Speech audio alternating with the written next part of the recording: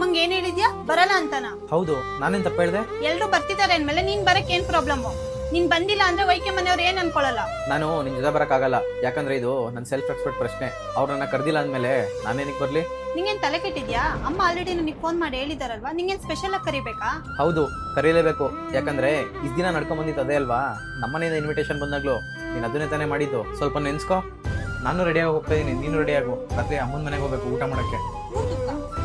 ನನ್ನ ಯಾರು ಕರ್ದಿಲ್ವಲ್ಲ? ನನ್ ಕರೆದು ಒಂದೇ, ನಿನ್ ಕರೆದು ಒಂದೇ. ನನ್ನ ಕರೆದಿದ್ದಾರೆ ಅಂದ್ಮೇಲೆ ನಿನ್ ಕರೆದಿದ್ದಾರೆ ಅಂತಾನೆ ಅರ್ಥ.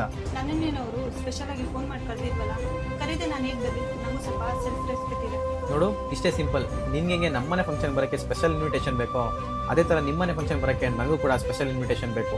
ಅವತ್ ನನ್ನ ಹತ್ರ ಮಾತಾಡಿದಕ್ಕೆ ಐ ಆಮ್ ರಿಯಲಿ ಸಾರಿ. ಏನು ಸಾರಿನಾ? ಸಾರಿ ಕೇಳಿದ್ರೆ ಎಲ್ಲ ಸರಿ ಹೋಗ್ಬಿಡುತ್ತಾ?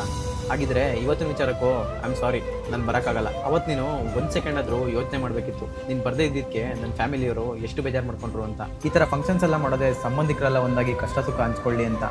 ಅದಲ್ಲದೆ ಗಂಡ ಹೆಂಡತಿ ಮಧ್ಯೆ ಈಗೋ ಮತ್ತು ಆಟಿಟ್ಯೂಡ್ ಯಾವತ್ತಿರಬಾರ್ದು. ಅದನ್ನು ಮೀರಿ ಗಂಡ ಹೆಂಡತಿ ಸಂಬಂಧ ಇರಬೇಕು. ಯಾವ ಫಂಕ್ಷನ್ಗೆ ಆಗಲಿ, ಯಾರ ಕಡೆ ಫಂಕ್ಷನ್ಗೆ ಆಗಲಿ, ನನ್ನ ಕರೆದ್ರು ಒಂದೇ, ನಿನ್ನ ಕರೆದ್ರು ಒಂದೇ. ನನ್ನ ಕರಿಬೇಕು, ನನ್ನನ್ನು ಸ್ಪೆಷಲ್ ಇನ್ವೈಟ್ ಮಾಡಬೇಕು ಅಂದ್ಕೊಂಡ್ರೆ ಗಂಡ ಹೆಂಡತಿ ಸಂಬಂಧ ಯಾವತ್ತೂ ಉಳಿಯಲ್ಲ.